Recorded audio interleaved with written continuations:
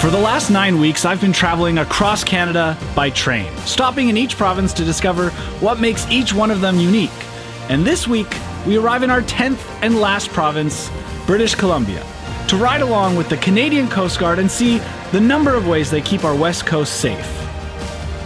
But last week, some extreme weather caused some devastating flooding and landfalls, which not only displaced many residents in the Sumas Prairie near Vancouver, but it washed out roads and railway tracks, which cancelled our final leg of the train. This whole trip was started with the idea that I wanted to ride the train through the Rocky Mountains to my hometown of Vancouver, BC, and now that won't get to happen. Or will it? I'm Michael, and this is the season finale of DownieLive Travels by Train in Canada. So we'll start where we left off last week in Edmonton, Alberta, trying to figure out what the plan is. Welcome to the last and final episode of DownieLive Travels by Train Season 1 across Canada. But today we're taking a plane. So today's episode is going to be a little bit different than planned. But as you've seen in every episode so far, it's not just about the train. It's about finding out what makes this province incredible, and BC has a lot. It's not the same as the train. Look at the difference in window size. Province 10. Here. Now we've landed in British Columbia, and I might just have the best first stop to showcase what this province is all about. We've left Edmonton. We're now in beautiful North Vancouver to join Takaya Tours on a paddle. Before we can get out on the water, we need a quick safety briefing and paddle lesson, and maybe more importantly, a traditional Tsleil-Waututh greeting. Today we'll be paddling in a 35-foot traditional style ocean-going canoe that needs about a dozen paddlers, which makes it the perfect way to get friends and family together to join me on this. This is my dad, and there's my friend Claudia. We got the whole gang out here. Michael on. After the last 2 years we've had, it's good to be back together with people again. All right, now we're on the water. Let's see how strong this group is. Are we sure this is us paddling this fast? Feels like there's a motor. We're doing well. I brought the right group. You sit back and relax, buddy. We got you. All right, cool. Thanks. It's great. Get my friends and family together, get out, get a little exercise, and also learn a lot more about the history and culture of where we grew up. You see, this isn't just a canoe experience, but it's a way to learn the culture, traditions, and history of the Tsleil-Waututh First Nation here in North Vancouver. We're paddling in Indian Arm. Not only is this glacial fjord a beautiful place to paddle, and surprisingly close to Vancouver, but it's home to our guide Dennis here, who grew up in these parts and is happy to share stories of his past. The largest documented longhouse was like 750 feet long. Holy. Out in like Musqueam territory. And present, from a different perspective than I grew up with. When we were in our big houses and our longhouses, when we had family meetings, we had celebrations, we did not clap. That's a new thing. We didn't have microphones. We didn't have any of that stuff. It's our voice. And when you had a longhouse of a couple hundred people trying to tell a story, you don't clap. It's a silent gesture saying, we hear you. Haichka, I understand. And that's a Coast Salish thing. We always just got to make sure you don't do it like this. Because you're telling me you caught a fish this big. On this trip across Canada, I visited an Indigenous tourism-based experience in each province to see how they differ from each other, but also to experience Canada from a different perspective than my own, and to learn and appreciate our country through the stories of the past and the value offered by all of us today. And paddling here with Dennis at Takaya Tours delivers a culturally immersive experience that I really wasn't expecting, but thoroughly enjoyed. How was that, Mom? Great, fantastic. So much fun. It was great. Yeah. Good learning experience too. Yeah. Beautiful part of the world. The presentation was wonderful, the history was wonderful, and the scenery was gorgeous. I have to say the cultural and educational element of this was a lot less touristy than I maybe expected. Dennis was really telling us about his upbringing and even the current situation. It was a very personal experience. It was really nice hearing about it all from him. And now getting together and catching up with friends and family is, well, best done around food. Is this your first time having bannock? No, this is like my second time. Oh, good. First one was like a little weird. This is like not as crispy and it's so good. So good. For lunch, fresh bannock and Chinook stew. Something to warm us up after being on the water. You know it's good when everyone goes quiet. I've had so many different kinds of bannock across this trip. We've had it as dessert bannock, we've had it baked in sand, we've had pizza bannock. You've got to try it. It is so good. Now that we've learned about the area and had some fun paddling on the water, why don't we go meet some of the people that make sure we're safe on the water. Heading out with the Canadian Coast Guard today is a little different than we've seen before, as we'll be doing a training exercise with a volunteer organization called the Royal Canadian Marine Search and Rescue. Today's exercise is to ensure the different agencies can communicate effectively with each other and execute an important maneuver called pacing. So to see both sides of it, Will ride with the RCMSAR, while I ride with the Canadian Coast Guard. Now this vessel is a search and rescue lifeboat with all the life-saving equipment on board and can travel at a top speed of about 25 knots per hour, while this is a much smaller but faster response vessel.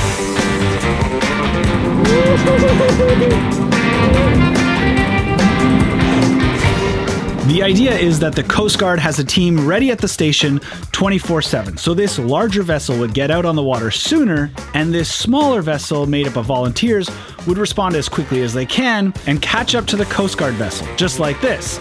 They'd be able to pull up alongside and power into the side of the Coast Guard vessel at about 15 knots, which gives them a stable way to safely load personnel and equipment from the larger vessel onto the smaller one. And then they can take off and get to the scene as quickly as possible. That's pacing. Wow. The two agencies working together helps to save many lives each year, and this training exercise ensures that the vessels, the team members, and the systems work together smoothly in the case of a real emergency. But what work does the Coast Guard do to prevent emergencies? Well, that's here, next door at Marine Civil Infrastructure.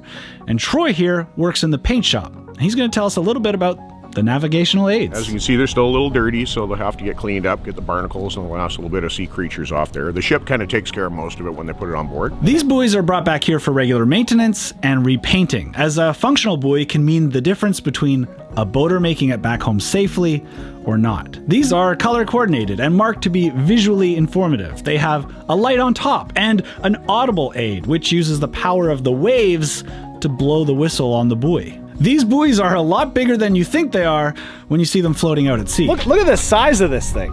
This is huge compared to what it looks like out in the water, just floating out there. Now inside the shop, the aids will be disassembled and use the large overhead crane to move them into the sandblasting box, and then over into the paint box to be repainted, so they can go back out to sea and keep our water safe. Now, we have visited Coast Guard stations all across Canada, in the Maritimes, the St. Lawrence River, the Great Lakes, their helicopter simulator, and now the West Coast. But my favorite vessel in their entire fleet is the air cushion vessel, more commonly known as the Hovercraft. This thing has a cruising speed of 40 to 50 knots, but it is also the most versatile vessel in their fleet, with a working first aid area, as well as a functional deck space. And then that's a control cabin. And that's your job? That is my job. That's my office. Oh, that's the office with the view. That's the first smile we've gotten out of him today. Okay, so how does it all work? There are two fans blowing air downwards, and the rubber side skirts hold all the air in, causing the hovercraft to lift with the pressure of the air. Hence the title Hovercraft, meaning it can operate on land and water. So how do you operate this? I'll let you explain. The basic operation, we actually steer with our feet as our rudders. Have our bow thruster, so this is the azimuth in the center that we control, and that controls our bow thruster. Right. The variable pitch, that's our forward and reverse, and that just changes the angle of the prop blades. This is technically our gas pedal. Yeah. And then this is our lift engine, and how much power we're putting to each of the lift engines. So when we're going at full speed, of course, we'll be on our top lift or full lift, so that we have less friction. Seats 4 up here. There's a spot there, spot back there. The pilot itself is driving. Then we have 2 lookouts, which is the crew, and then we have our navigation in the back seat. As you can see, the guy driving has their hands full with the controls. Yeah. Propulsion is produced by the 2 large rear propellers with rudders for steering. Now, because it's hovering, it doesn't have any directional traction in the water, so it doesn't turn the same way a boat does. In fact, it can drift. Actually, it can do a full 180-degree turn while at full speed. How? Alright, I forgot to mention the 2 large fans at the front of the vessel used as bow thrusters, which can be turned a full 360 degrees, which help to propel the hovercraft forwards at high speed, or turn at high speed, or at slow speeds control the front end, so that the vessel can always precisely and safely push ashore or against a vessel during operations. And the added bonus of the rubber side skirts mean you always have a soft bumper as you run up against anything. In this case, rocks, as we send crew ashore. So if you were to rescue someone from shore, you'd bring them aboard and then bring them inside. Not only can the hovercraft go on sea and land, it's also the only vessel with rescue divers. Which means not only will they have a quick response time to the scene, but they can actually send divers in to help you if needed. Sending in trained and rescue divers into the cold Pacific Ocean is dangerous in itself, so they have 2 support crew standing on deck. Techno check. And another crew member inside managing the communications and oxygen of the divers. 3, 2, 1, splash it!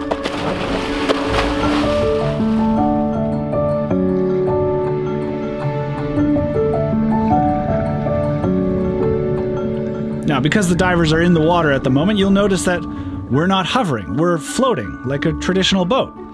And once they're back on board, it will take about 8 minutes or so to empty the water out of the skirts before we can get hovering again.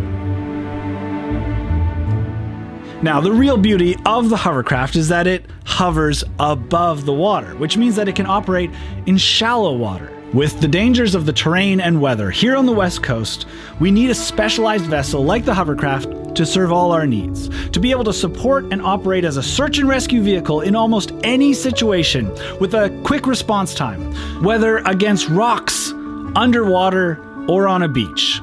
The hovercraft really is the most versatile vessel in the fleet, and we're lucky to have it. Well, that hovercraft is probably the highlight of my year, and I'm still waiting to see if this train is going to run or not, but it's snowing.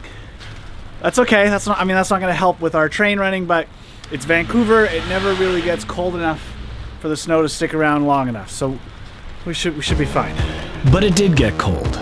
Very cold. Now, if this were a typical Vancouver snow day, you'd probably go tobogganing, something like that, because it doesn't get very cold in Vancouver. But we've been hit with an Arctic outflow at the same time, which means for just the second time in my entire life, the pond is frozen enough to skate on. We got the double rink. We've got a hockey rink and a skating rink. Maybe figure skaters. Of course, out here the only Zamboni is the shovel you brought. So Clayton, I noticed you're the one with the big setup here. You were here early. We were. What's the deal? You got a snow day? You're off work? Definitely off work until the new year. As long as you're not calling in sick and now I've spoiled it for you. No, so definitely was not. How was it? So fun! I miss skating. When this happens, which is pretty rare in Vancouver, I'm always amazed by the infrastructure. Nets, chairs come out, people have dug out benches. It's good to see it come together. Snow days are the best. Got ourselves a nice little crowd here too. Oh, it is so nice out there, and tomorrow morning is going to be perfect. So, gonna DM some friends. Let's get a sunrise game going. Matt, Sister Jess, Claudia, Will, Becky, Shiva, Dave. Oh, this is gonna be good. And now that I'm home, it's time for laundry. And I don't want to just thank True Earth for sponsoring not only this video, but this entire series, but in fact for making products that help us remove the amount of plastic we have in our household. Just like these eco strips. This packaging doesn't have any plastic whatsoever. It is compostable, biodegradable, or recyclable. And believe me when I say, the clothes come out just as clean as ever before. I mean, let's face it, I don't enjoy doing laundry, but we all have to do laundry. And if it's as simple as pulling out a single strip and throwing it into your machine and running it, then I'm happy. And you're not buying or carrying those large plastic jugs. Simply a small sleeve of eco strips. This is the equivalent, 32 loads, the same as a large jug of liquid detergent. But they have more than just laundry strips. As you've seen me use in this series, they have the fantastic bamboo travel cutlery that I use, or the pack of metal straws and the straw cleaner. So thank you, True Earth, for sponsoring this entire series and making your fantastic eco-friendly products. I've been talking about them for the last 9 weeks and I'm a huge supporter of True Earth. So if you haven't tried them yet, use discount code DownieLive for 10% off. They are linked in the description down below. All right, let's get some sleep and get to that sunrise hockey game. Should we throw our sticks in to make teams? Oh, we can do that. The only way to pick teams. All right, boys, let's keep it clean. Heads up out there. A three-legged dog walks into a bar in Arkansas.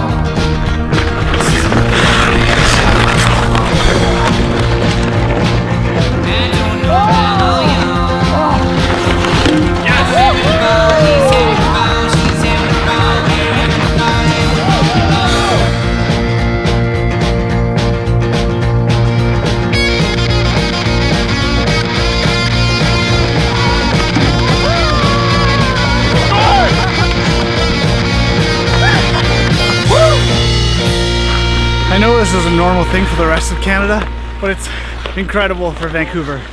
We never get this experience. Have to take advantage of these moments when they come. Get some friends together. Which I'm gonna leave you here for a bit and go join them.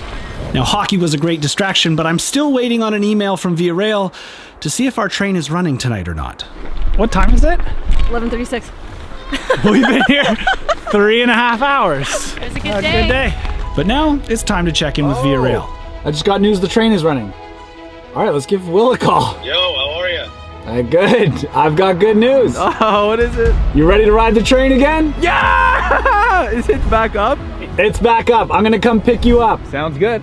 And I have something else to make it a little more special. Does it have anything to do with that? It sure does.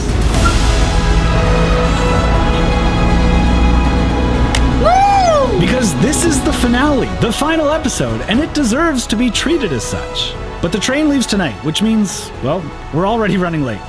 I've never been so late or stressed to make a flight in my life. I've never been so relieved to make it. Now we're headed back to Edmonton. Let's go. We got through security faster because we don't have any luggage. We're on the plane, but we're not there yet.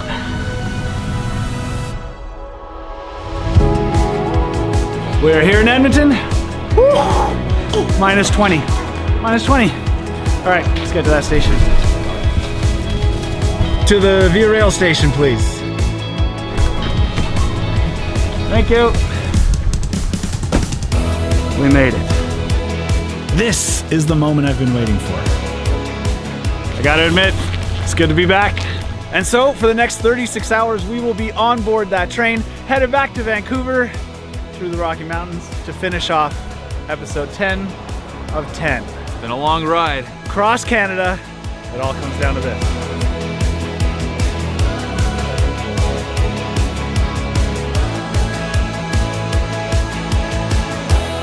Where's everyone? This might be a sign that we should call it an early night. We have a lot to see tomorrow. See you in the morning.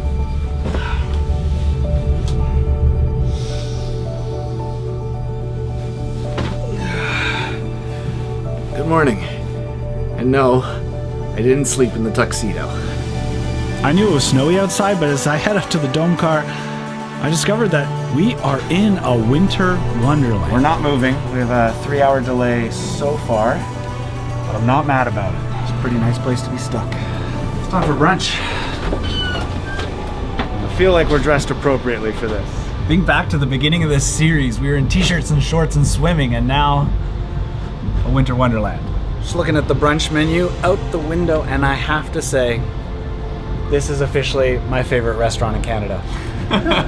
What other restaurant in Canada has this view? But also lakes, tunnels. I mean, looking back on this as we went across Canada, the views have changed drastically, but they've all been incredible in their own right.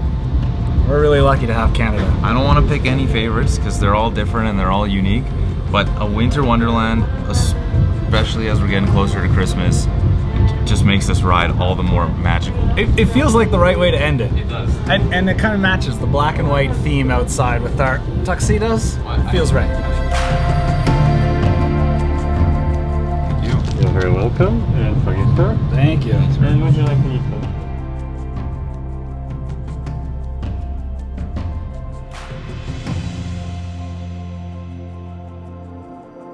I know I always say this on the train, but you get the dessert.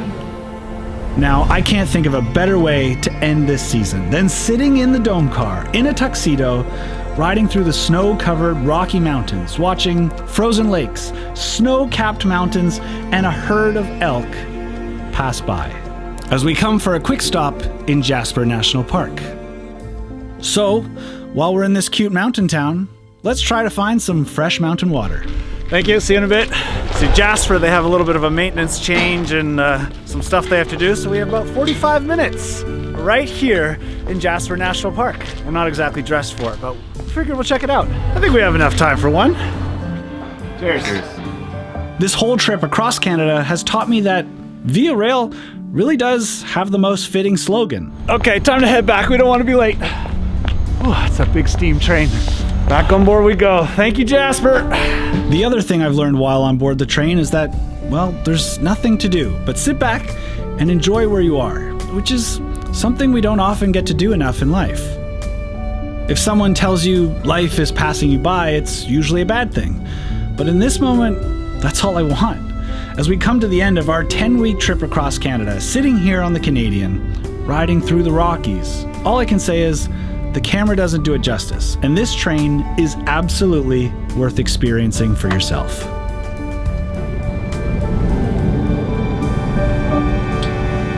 That'll never get old.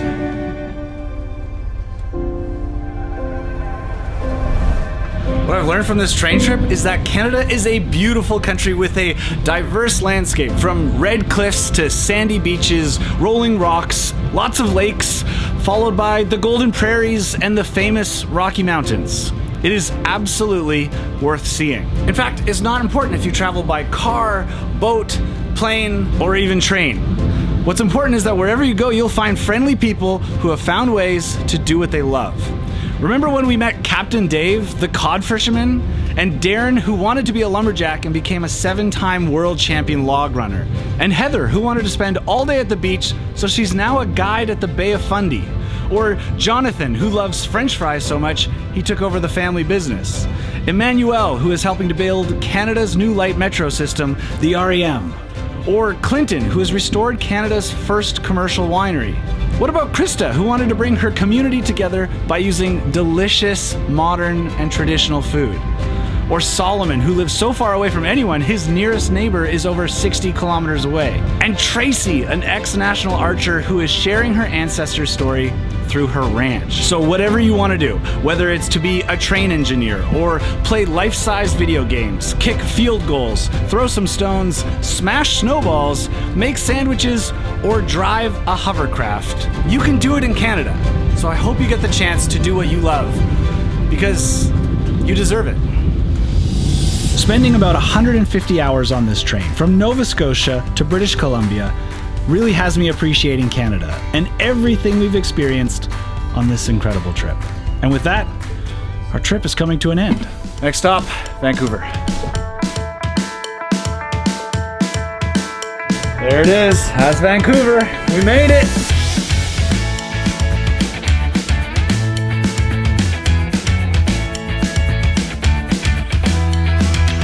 This is it, we did it. We did it, man. I'm glad we did it together. Thanks, Will. Thanks, Mike. It's a great trip. It's over. That's it. Newfoundland to Vancouver, tip to tip of Canada. I'm Mike. Thank you for watching DownieLive Travels by Train. Now we're back to, I don't know where I'm going next, but I know I want you there with me. How's it going, Dad? Good to see you. Hey, good. Hey, Mom. Perfect.